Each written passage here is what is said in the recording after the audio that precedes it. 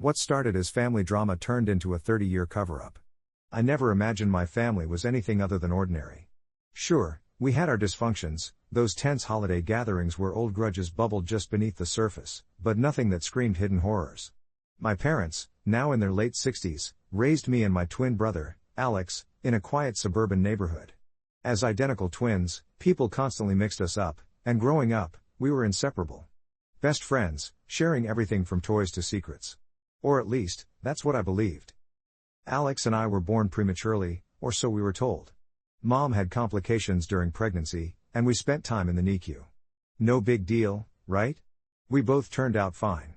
I'm a software engineer, earning a solid 6 figures, married to my wife Lena, who's 30, for 5 years now. We don't have kids yet, but we're planning to. Alex, though, struggled more. He had learning disabilities as a kid, nothing severe, but enough to need extra help in school. He bounced between jobs, never really settling, and about 3 years ago, he got into serious trouble. A DUI, lost license, and mounting debt. Our parents bailed him out every time, which always irritated me. I worked hard through college with scholarships and part-time jobs, while they funneled money to Alex for his endless fresh starts. The real drama kicked off last year when Alex hit rock bottom. One night, he showed up at my door, reeking of booze, begging for money. "Bro, I need help. Just this once. Mom and Dad are tapped out," he pleaded. I gave him a couple grand, but when he returned a month later asking for more, I put my foot down. I told him he needed rehab or therapy, not handouts. He lost it, screaming that I was selfish, that I'd always been the golden twin who had everything handed to me. Lena had to step in and kick him out. After that, it was radio silence from him. Then the calls from my parents started. Mom, crying on the phone, said, "He's your brother, your twin. You have to help him. Family comes first." Dad was more direct, "You've got the money, son. Don't turn your back on us." I tried explaining that enabling Alex wasn't helping, but they wouldn't listen. It escalated to them showing up unannounced at our house, demanding I do my part. Lena was furious. They interrupted our date nights and family gatherings we hosted for her side. Finally, I warned them that if they didn't back off, I'd go low contact. That's when things took a strange turn. During one of their uninvited visits, Mom let something odd slip. We were arguing in the living room when she said, "After everything we've done for you, everything we sacrificed to make sure you both survived. You owe us this." Survived? I pressed her, "What do you mean, survived? We were preemies, sure, but that's ancient history." She clammed up, her eyes darting to Dad, who quickly changed the subject. Alex wasn't there, but later that night, he texted me, "Stay out of shit you don't understand. You're not the hero here." I couldn't shake it. Lena noticed I was distracted, obsessing over old family photos, digging through boxes in our attic. "Babe, maybe it's nothing," she said, but I knew it wasn't. Twins have that intuition, don't they? Or maybe it was just paranoia. Either way, I started asking questions. I called up extended family, aunts, uncles, I hadn't spoken to in years. Most were vague, but my Aunt Clara, Mom's sister, hesitated when I brought up our birth. "Oh, honey, that was such a hard time for your mom. The hospital. It was touch and go," she said. When I asked for details, she hung up. Frustrated, I did what any rational person might do. I hired a private investigator. Yes, it sounds dramatic, but I needed answers. The PI, a no-nonsense guy named Mike, cost me a few thousand, but he dug into hospital records, birth certificates, anything public. 2 weeks later, he called me, "Your birth story doesn't add up. Official records show your mom gave birth to twins, but there's a discrepancy in the NICU logs. One twin was healthy, the other had complications. But get this, there's mention of a mix-up in the reports, quickly redacted. And your brother's medical history? It's sealed tighter than Fort Knox." My heart pounded. A mix-up? What did that even mean? I confronted my parents over dinner at their house, with Alex nowhere in sight. "What's the secret about our birth?" Aunt Clara hinted at something, and I found inconsistencies, I said. Mom burst into tears immediately. Dad's face turned red. "You have no right digging into this. It's in the past." But Mom, between sobs, said, "We did what we had to do to keep our family together. You were both our boys." That's when Alex walked in. He must have been listening from the other room. "You couldn't leave it alone, could you?" he snarled. Mr. Perfect, always needing to know everything. The argument exploded, yelling, accusations. Alex shoved me, I shoved back, and Dad pulled us apart. Lena, who I'd brought for support, was freaked out and dragged me out of there. On the drive home, she said, "This is insane. What if there's something really dark here? Like adoption or switched at birth?" I didn't sleep that night. The next day, I got an anonymous email with a scanned document attached, a hospital memo from 32 years ago. It read, "Error in neonatal identification. Infant A, healthy, assigned to incorrect family. Infant B, complications, retained. Parents notified, settlement reached." My stomach dropped. Was I infant A? Or Alex? And who sent this? I forwarded it to Mike, who confirmed it looked legit but needed verification. That's where I'm at now, Reddit. Am I the asshole for digging into this family secret?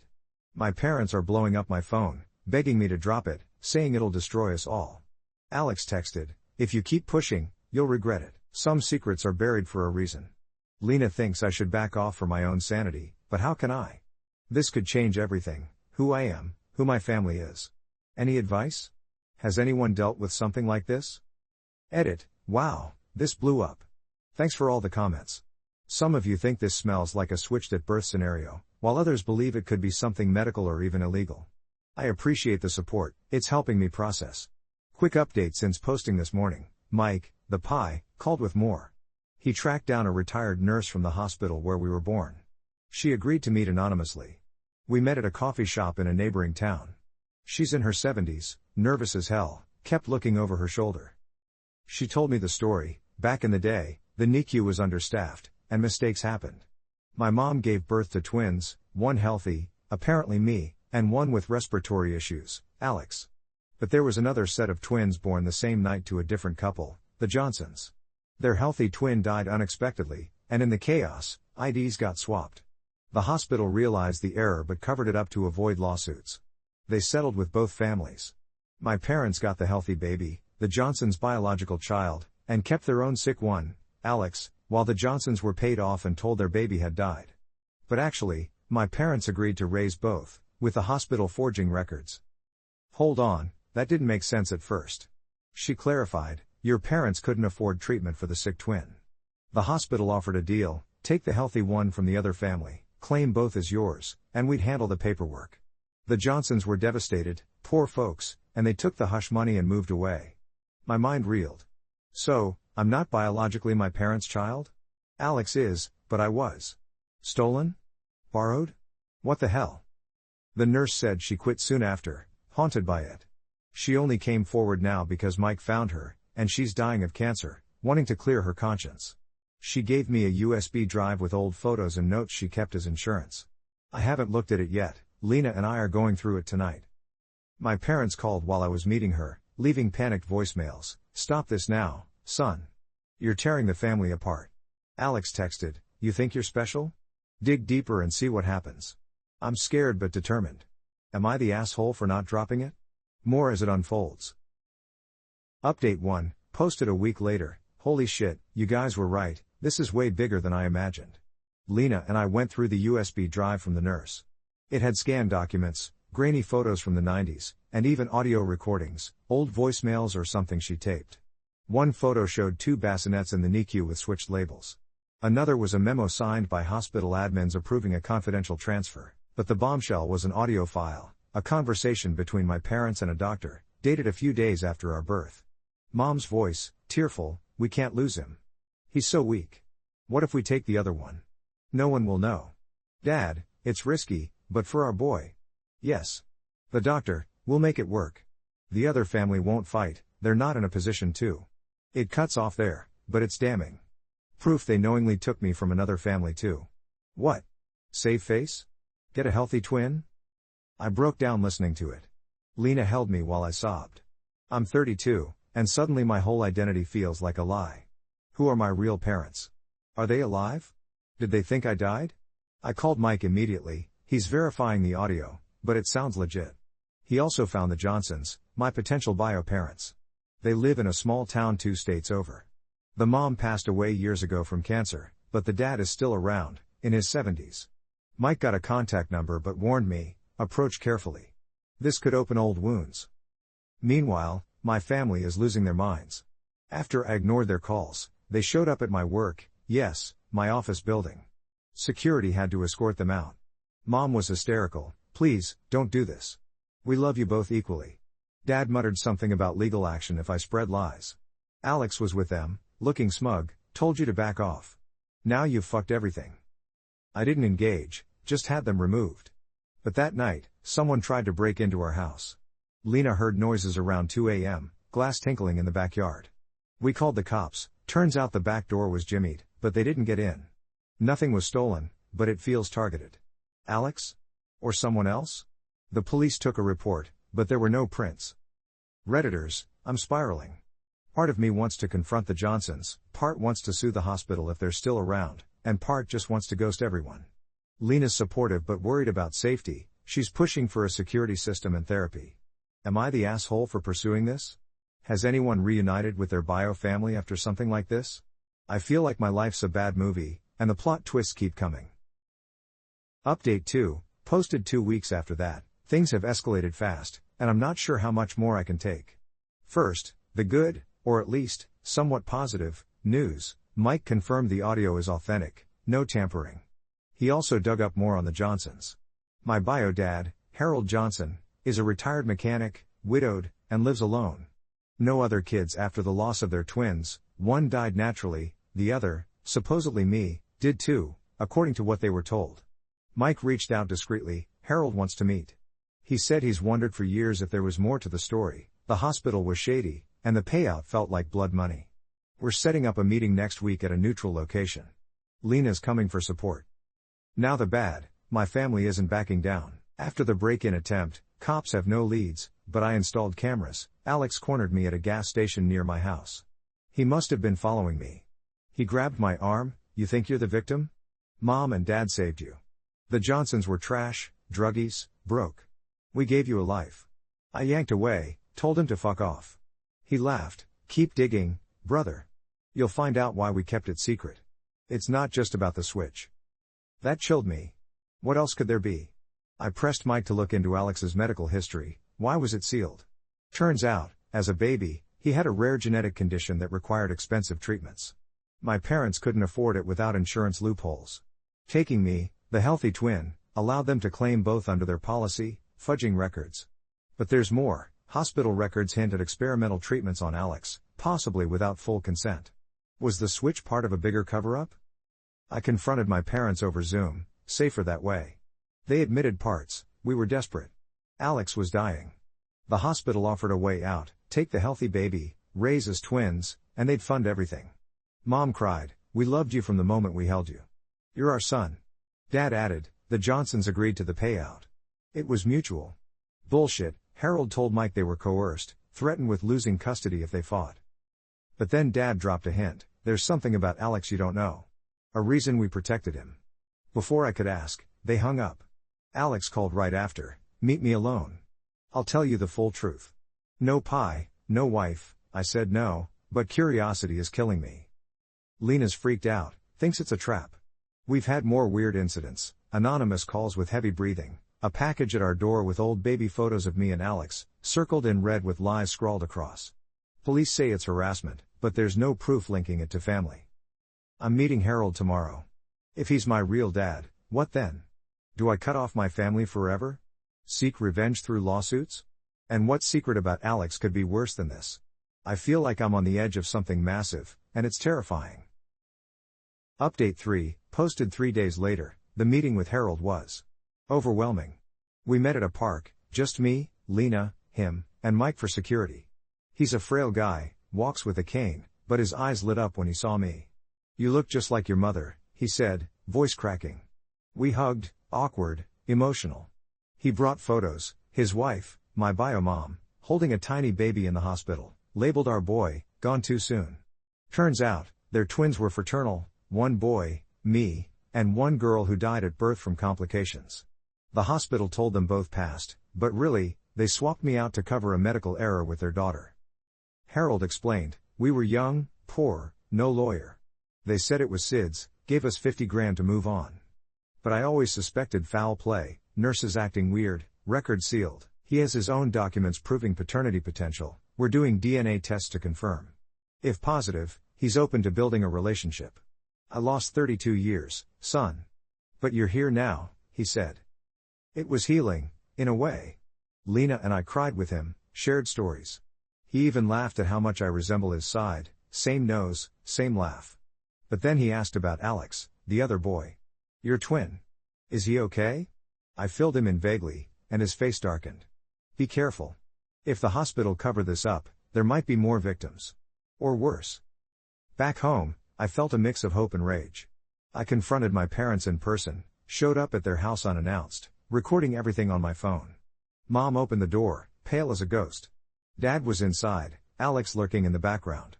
Tell me the full secret about Alex, I demanded. Why protect him so much? They hesitated, but Mom broke, Alex isn't. Just your brother. He's. Dad interrupted, don't. But Alex stepped forward, smirking.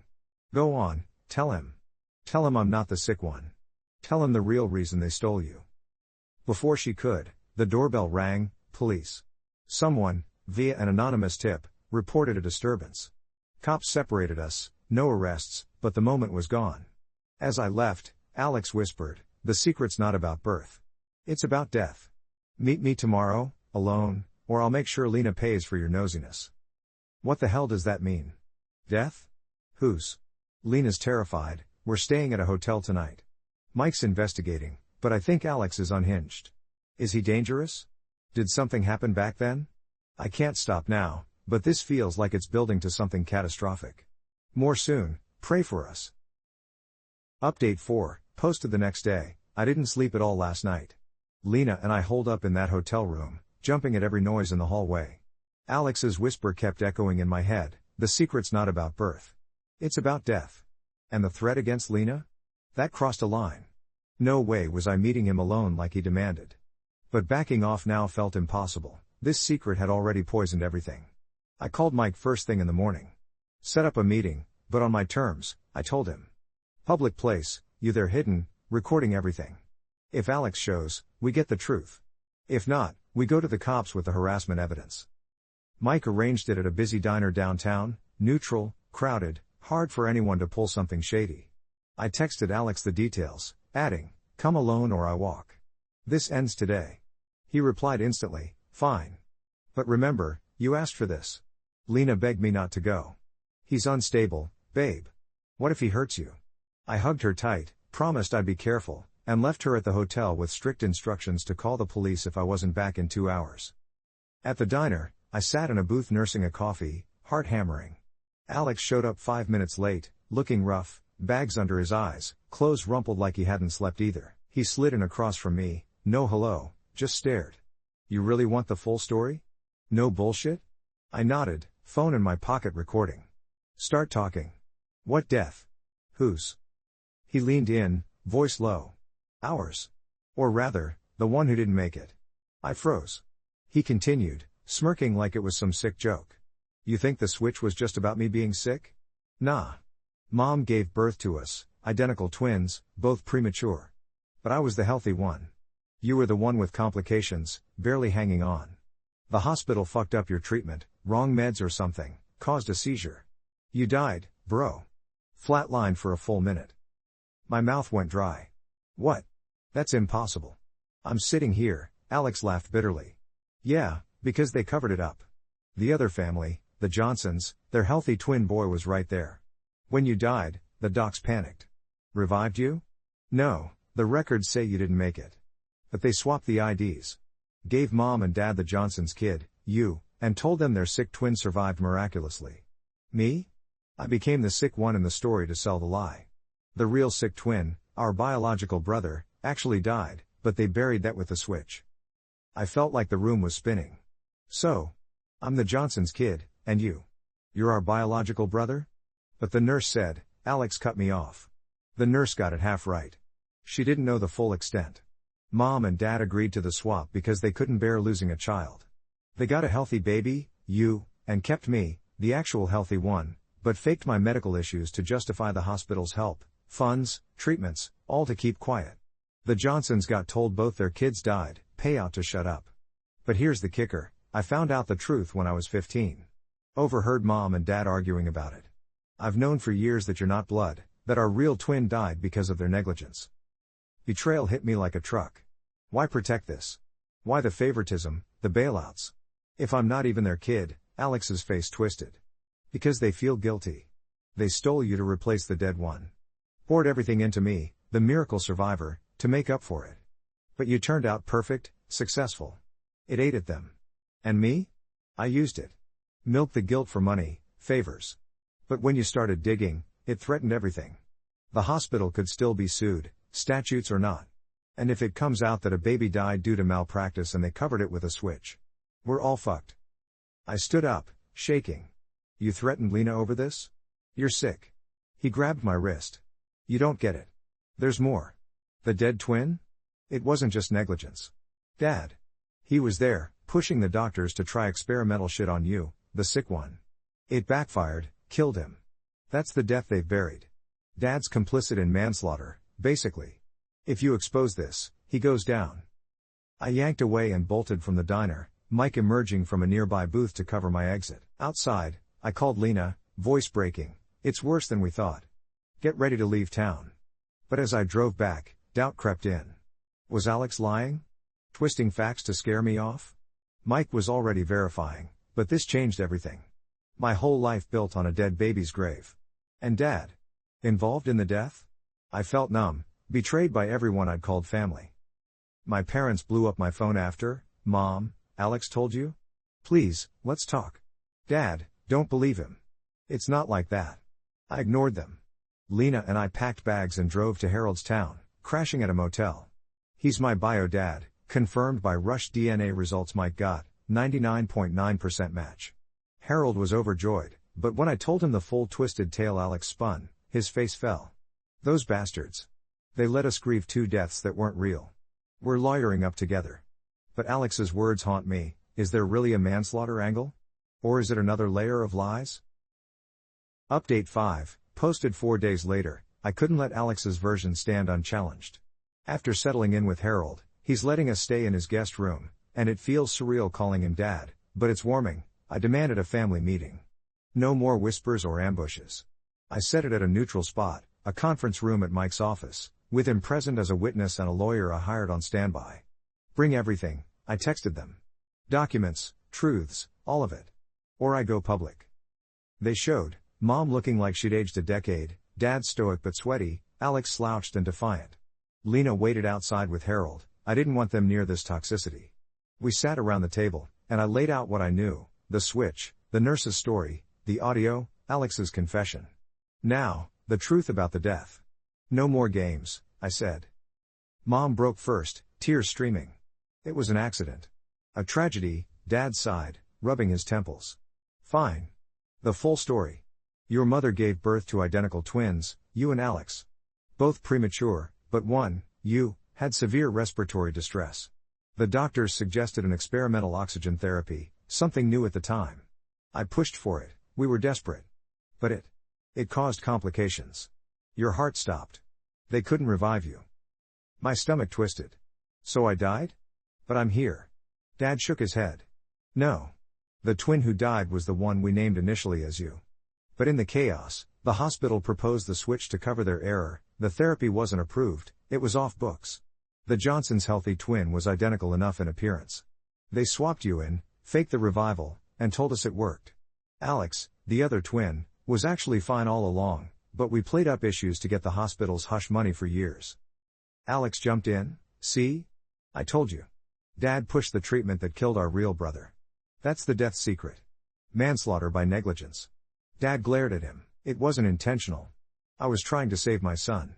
The room erupted, Mom sobbing, Alex yelling that they'd ruined his life by favoring the stolen kid, me, out of guilt, Dad defending it as keeping the family whole. But then the real twist hit. My lawyer, who'd been quietly reviewing documents Mike provided, spoke up. Hold on. I've cross-referenced the hospital memos. The twin who died wasn't due to the treatment alone. There was a note about parental interference. Mr. Last name, did you administer something yourself? Dad went pale. Mom gasped, no, don't. Dad confessed, voice breaking, I gave the baby a dose of something the doctor mentioned off record. Thought it would help. It was a mistake. The hospital covered it because they supplied it illegally. Holy shit. It wasn't just negligence, Dad had directly caused the death of his own biological son, the real me in their story.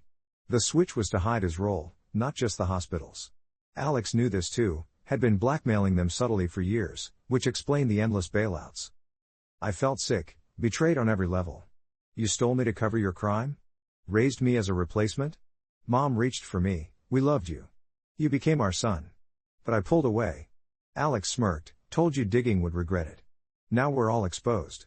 I ended the meeting, telling them I'd decide on pressing charges later. Outside, Lena and Harold hugged me as I broke down. They're monsters, I whispered. Harold nodded, we'll get justice, son. That night, anonymous texts started again, threats to silence us if we talked. Mike traced them to Alex's phone. Cops arrested him for harassment and stalking. Turns out he'd been behind the break-in too, trying to steal the USB drive. With evidence mounting, the DA's looking into the old case, possible charges against Dad for involuntary manslaughter, fraud against the hospital, which merged but still exists. Mom's cooperating, might get leniency. I'm done with them.